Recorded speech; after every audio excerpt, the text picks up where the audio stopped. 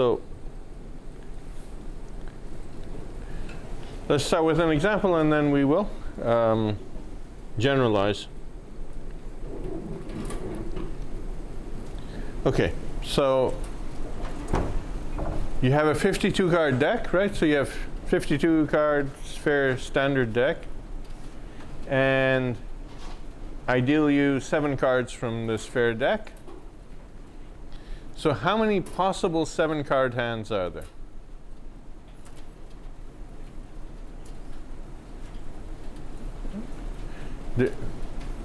There are 52 cards, and if I choose 7 of them, that gives me a 7 card hand. We're assuming that there's no, that once you have them in your hand, it doesn't matter how you order them, it's the same hand. So 52, choose 7.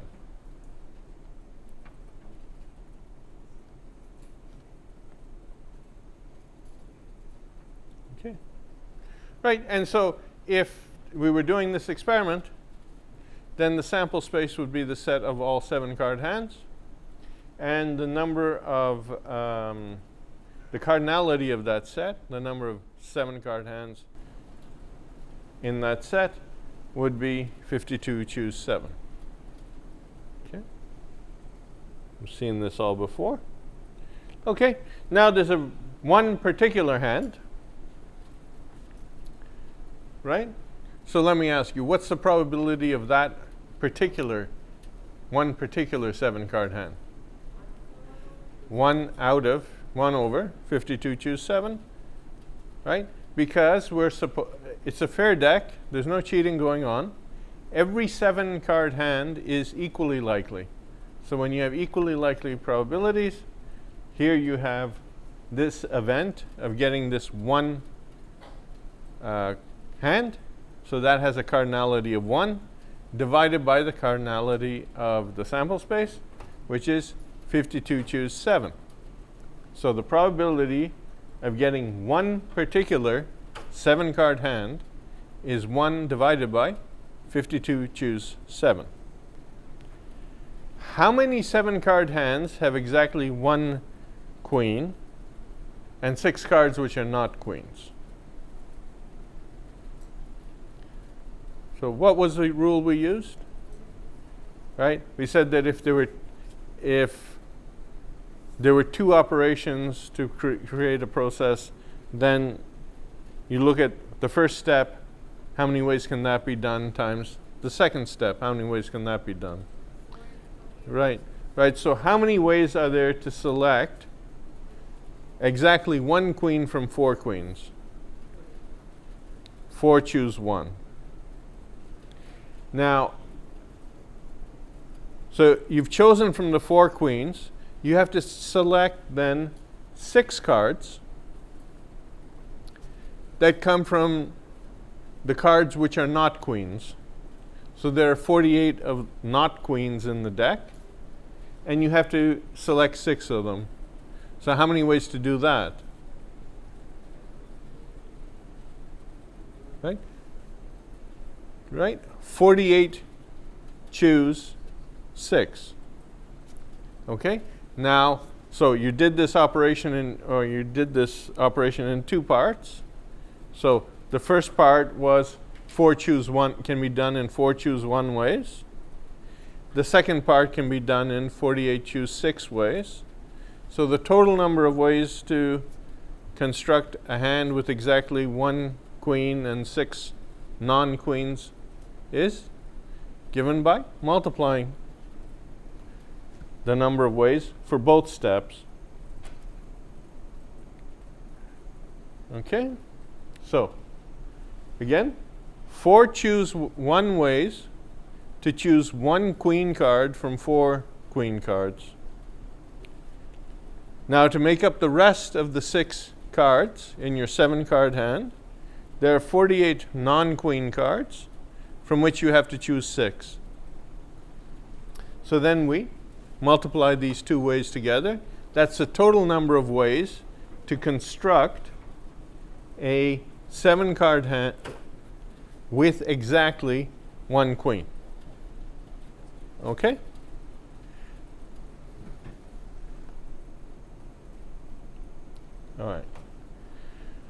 what's the probability of a 7-card hand being dealt from a fair deck, right? Nobody's cheating. And the 7-card hand contains exactly 1 queen. This is, if we think of an event, one of the events as getting exactly 1 queen in a 7-card hand, the cardinality of that event is this that we've talked about over here. 4 choose 1, 48 choose 6. And how many 7-card hands are there? 52 choose 7. So it's this result. The probability of this event is the cardinality of this event divided by the cardinality of the sample space. Remember, there are equally likely outcomes for all of the 7-card hands. So it's this cardinality of that event divided by the cardinality of the sample space, which was 52 choose 7.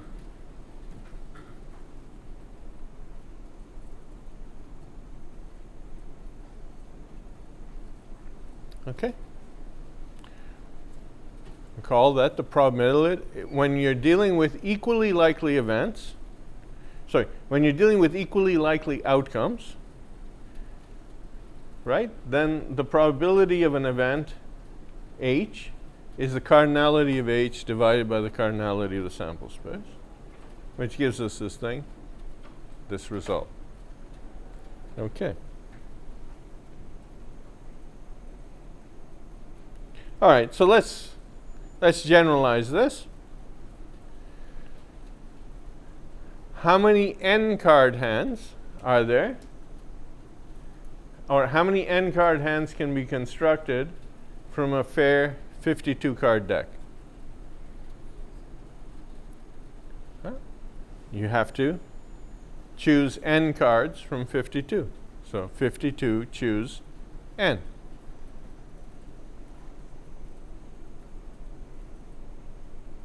Okay? So if your sample space is the set of all n-card hands, the cardinality of that sample space is 52 choose n.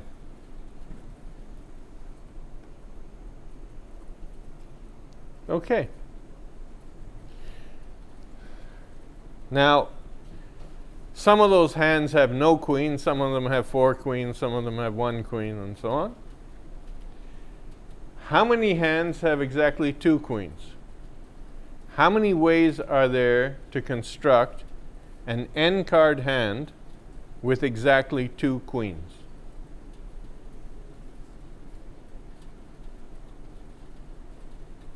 So think of it as a 2-step process. First you have to get 2 queens. Then you have to get n minus 2 other cards, which are not queens. So 2 steps. How many ways are there of performing the first step?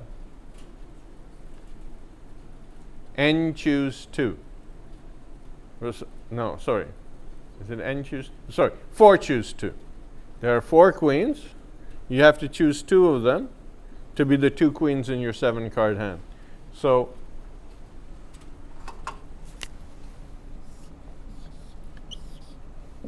for choose 2, this is for the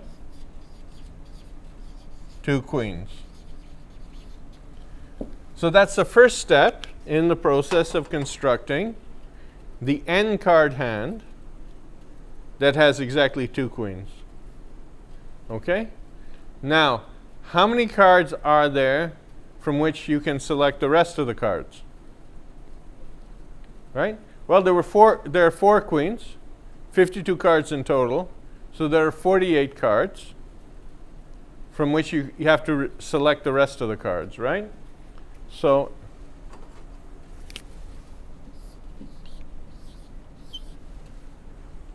from those 48 cards which are not queens, how many cards do you have to select?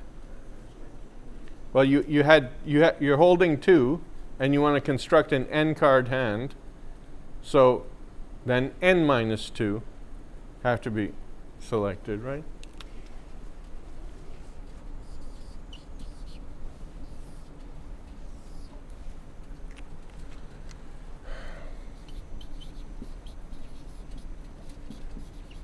So that's the rest of the n minus 2 cards. And these are all not queens. So there's 48 of those from which you can select n minus 2.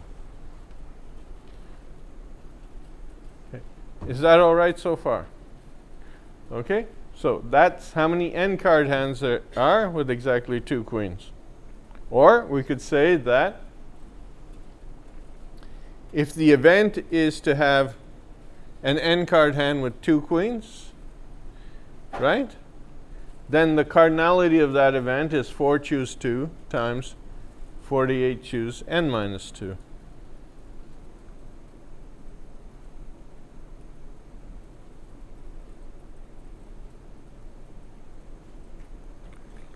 Okay. And maybe to make things really explicit about what I'm doing, right? Let's write that 48 as 52 to minus 4. Right? From 4 queens, I chose 2. And then since I can't choose from any more queens, so I only have 52 minus 4 cards to choose from now. And from those, I have to choose enough to make an n card hand. So I'm already holding 2 cards. So then n minus 2 with these 2 would give me an n card hand. Is that all right? Okay. So now,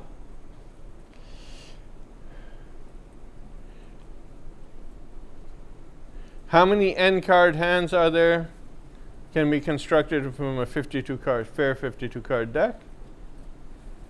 52 choose n. Okay. So what's the probability of getting an n card hand with 2 queens?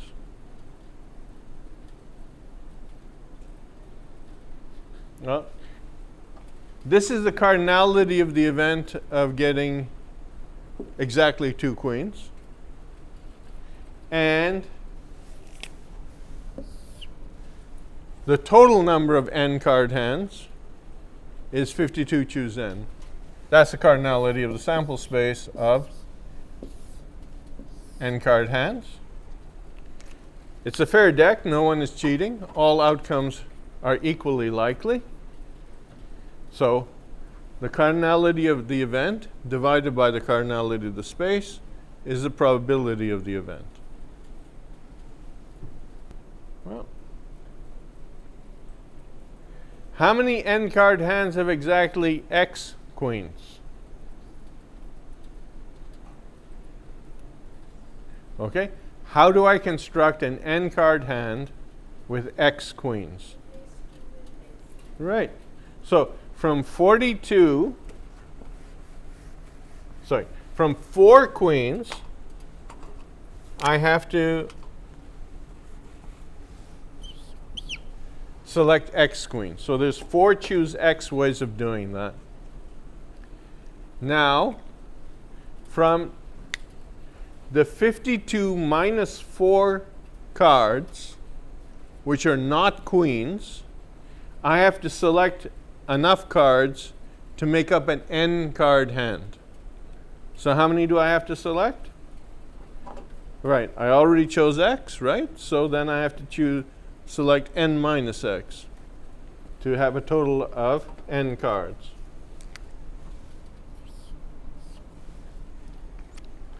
Okay.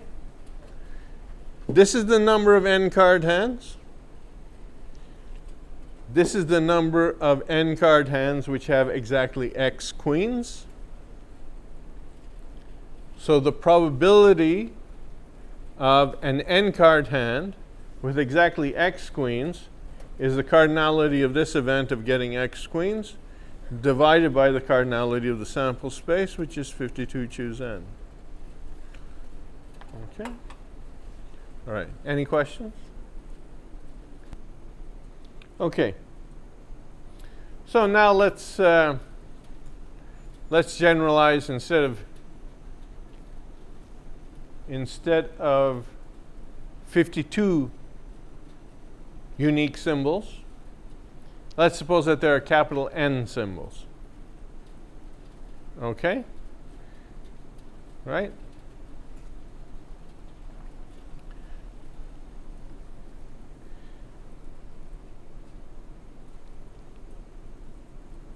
All right. So there are n, capital N distinct symbols. We want to select n of them, and in the selection, ordering doesn't matter. So how many ways are there? When ordering doesn't matter, how many ways are there to select small n symbols from capital N symbols? Right, it's n choose, it's big N, choose small n.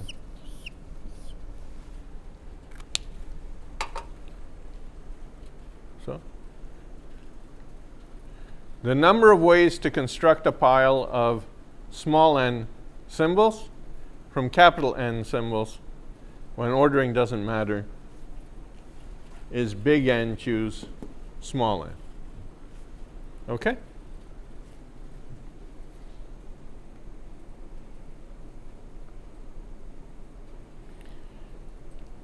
Now, k of those symbols are of some particular type.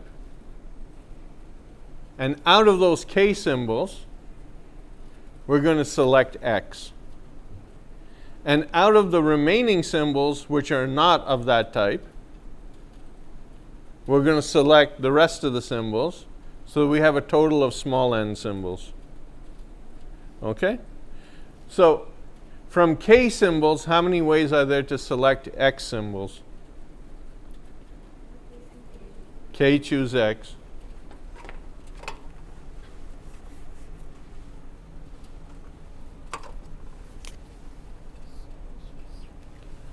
Now,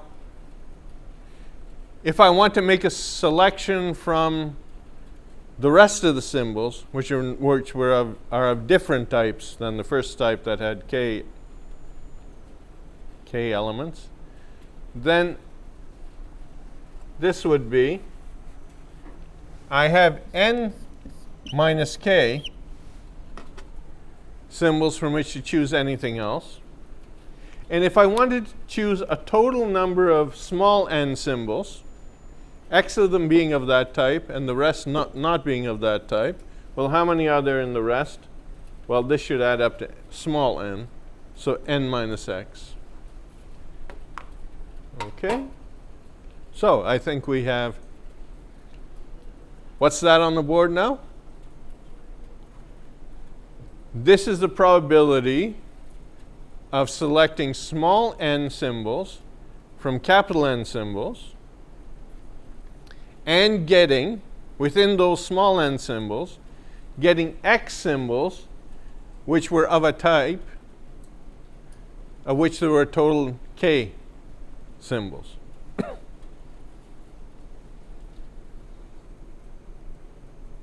Okay. So now we just need to give a name to what we've been doing. We've gone through all the reasoning. I just need to give a name to it. Okay?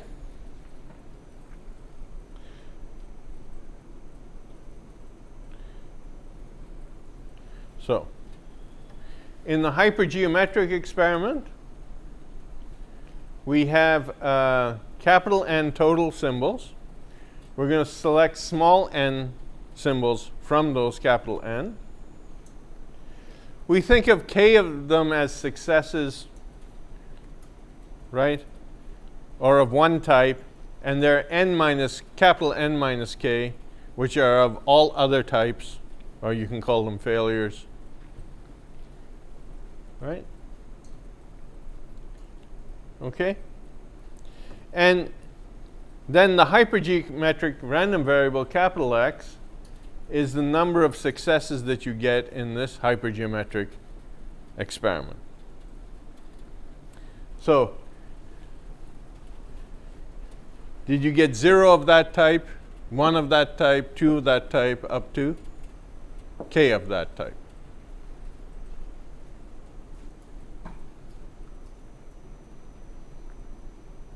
Okay, so this is then what the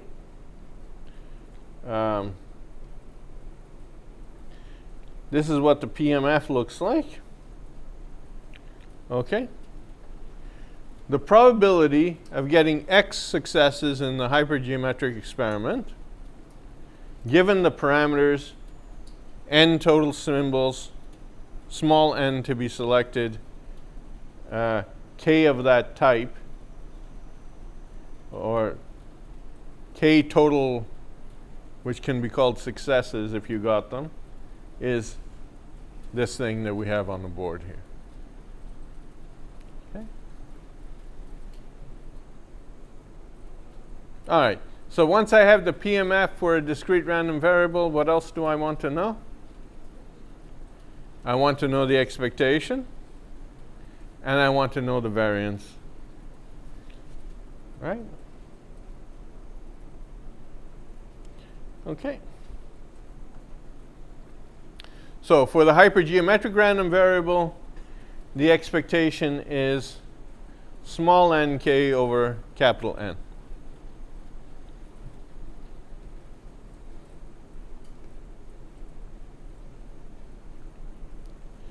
And the variance is this somewhat longer. All right. Now,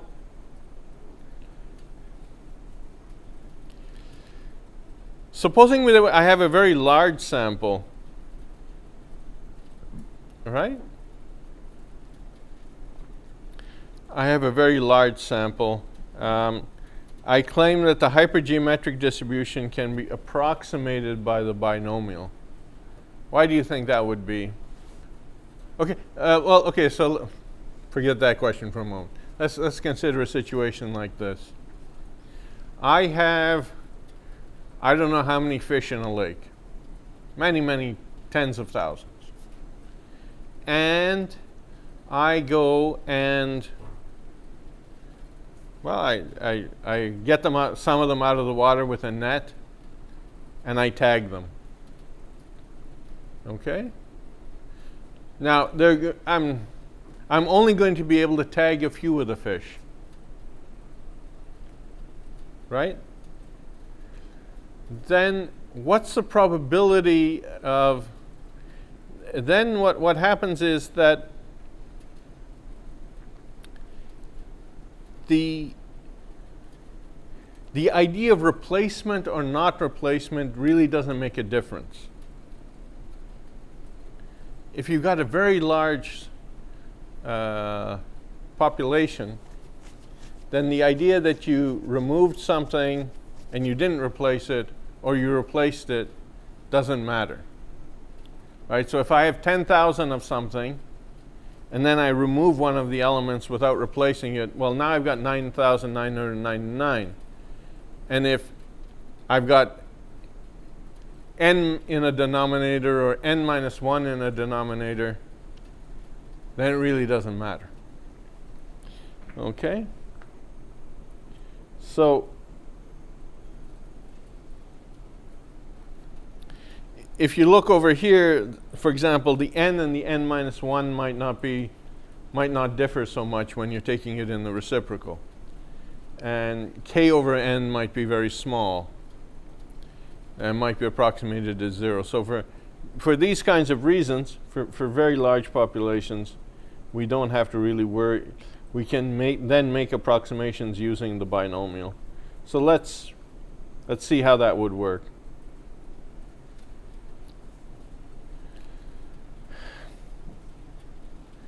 So you're going to take a very small sample from a very big sample. Okay? So let's say small n divided by big N is less than 0.05. Okay? Then your hypergeometric distribution can be approximated by the binomial. And this k over n is like the p in the binomial experiment.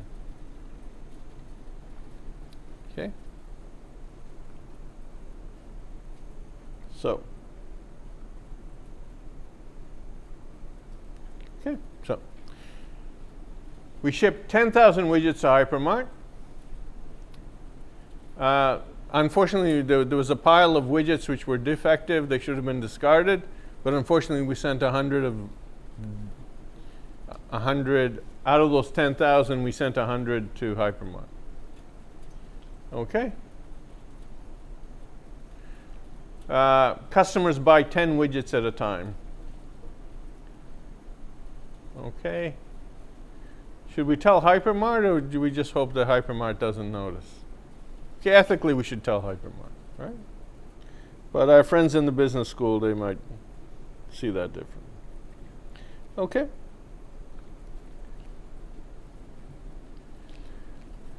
Well, how are they going to notice? So customers are buying 10 at a time, so they're going to notice whether they have 10 functioning widgets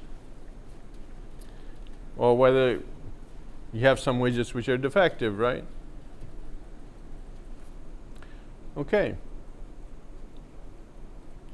So now we can say, if I'm going to use the binomial distribution, what would I be doing? I'd say the here are 10 widgets. Here are 10,000 widgets. 100 of them are defective. So 100 of 10,000 is 0.01. There's a 1% chance that a given widget is defective. Okay? And when you're doing the binomial distribution, your assumption is that you've got independent results and p is not changing. But here, technically, the p is changing. So we're going to do it two ways. Let's try doing this, pretending that p does not change, right? But why is p actually changing? Why is the probability of getting a defective widget actually changing from purchase to purchase? Right, you've sold some. Now, if you sold a few defective widgets, now there's fewer defective widgets in the remaining pile. Now the next customer comes and buys 10, and so the probability of getting a defective widget is changing, right? So it's actually changing, but my claim is that this small n, 100, out of capital N, 10,000, is so small that we may as well take this to be a constant. So let's take this to be a constant and see what happens.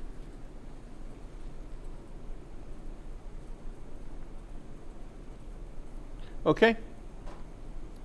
So if people buy widgets 10 at a time, the probability of someone choosing 10 non-defective widgets is 0.99 out of 10. To the power 10, which is 0.904. Okay? So there's a little over a 90% chance that the person doesn't notice any issue. And there's a little under a 10% chance that they do notice something.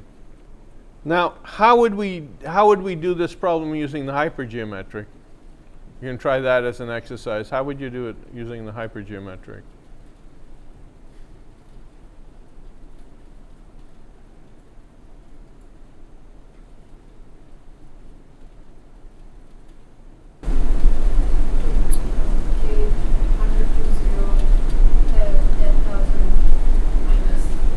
Okay. All right. So as an exercise, you should all try this using the hypergeometric random variable. And you should actually come up with a number which is fairly close to this. Okay? I think you're on the right track. Yes. Okay. But I mean, do it and see, actually. Okay. Okay.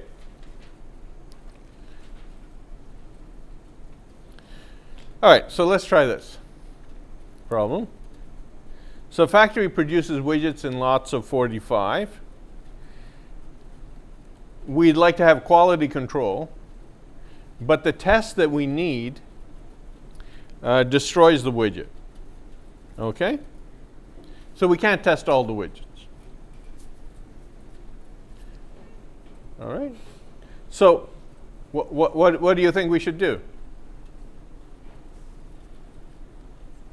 We should take some sample of widgets, and we should have a rule that, well, if I tested 5 widgets and all 5 were defective, probably I should reject the lot, right? If none were defective, you know, I would say, well, no, it seems okay, right? So we need to come up with a sampling policy that works. Okay, so I'll suggest a sampling policy. Let's see if it's helpful. You have a lot of 45 widgets. You're going to select 5 of them. We test them and we destroy them. Okay? And if the testing doesn't reveal any defective widgets, we will ship the remaining 40. And if we detect even one defective widget out of the 5 that we test, we're not going to ship the lot. Okay? So that's a suggested policy. It doesn't seem completely unreasonable. Let's see how well it works. Okay?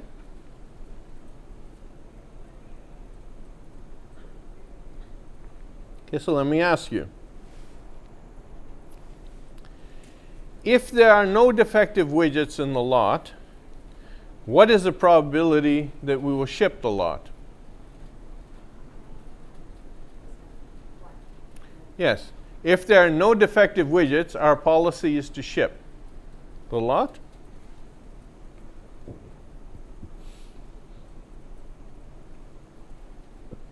Right, and that's what we want to happen.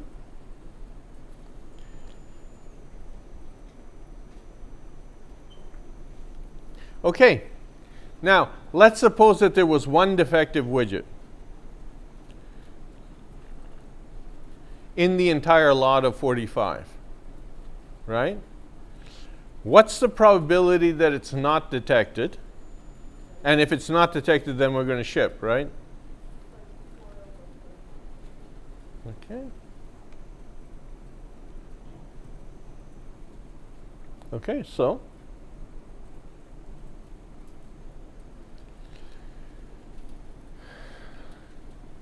what that means is, if we shipped, right, what that means is that out of the one, so we have 2 types. We have the defective widget, and we have the properly functioning widgets. We have 1 defective widget, and we have 44 non-defective widgets. So what happened? Out of the 1 defective widget, we chose 0 for the testing. And out of the 44 good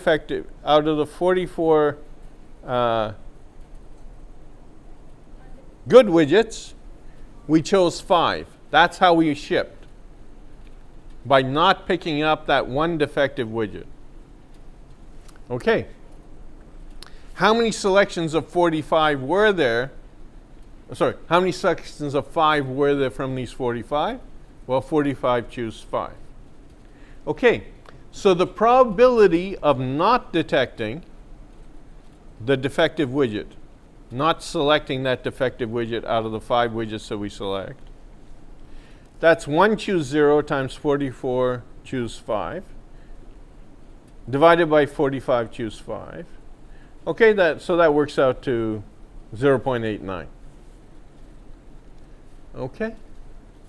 So, if there's 1 defective widget in the lot of 45,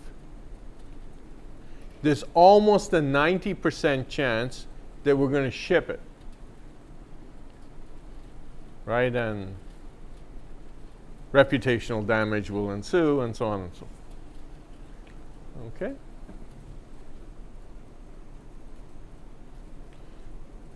Okay.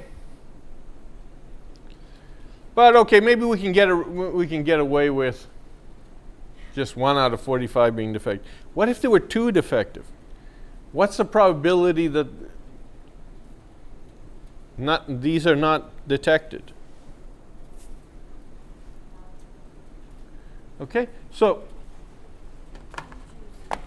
how do I manage to not select any defective widgets out of the 2 defective widgets? Right? So I had 2 defective widgets, and I chose 0 of them. I had 43 properly functioning widgets, and I selected 5. How many total selections of 5 can you make? 45, choose 5. That's the probability of shipping a lot which has 2 defective widgets in it. Okay? So out of the 40 that we ship, we destroyed 5 in the testing. Out of the 40 that we ship, 2 of them are now defective. What's the probability of that happening?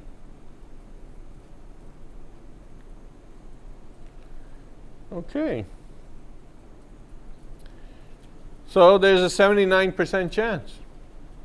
If we have 2 defective widgets in our lot of 45, 40 get shipped, the chance that 2 out of the 40, that those 2 will get passed on to the customer, is about 79%.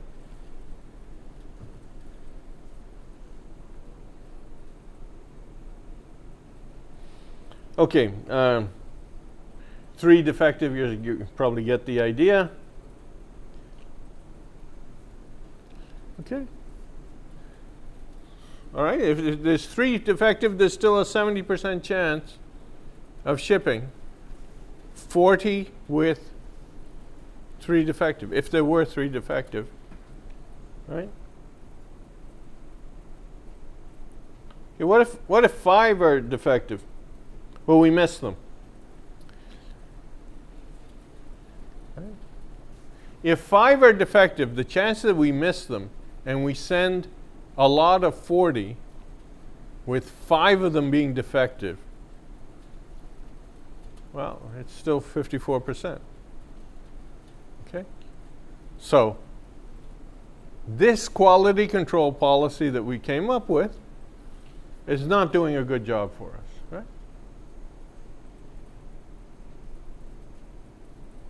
Okay. So we're going to come up with something else. All right, then. That was the hypergeometric random variable. And hopefully next time we'll go on with the Poisson exponential random variables. Okay? What's that? So, can we like devise a policy that's going to give us less?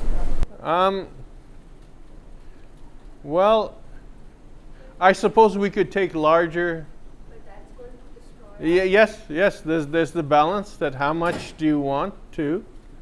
How serious are you about quality control? You can be very serious, but take enormous business losses also, right?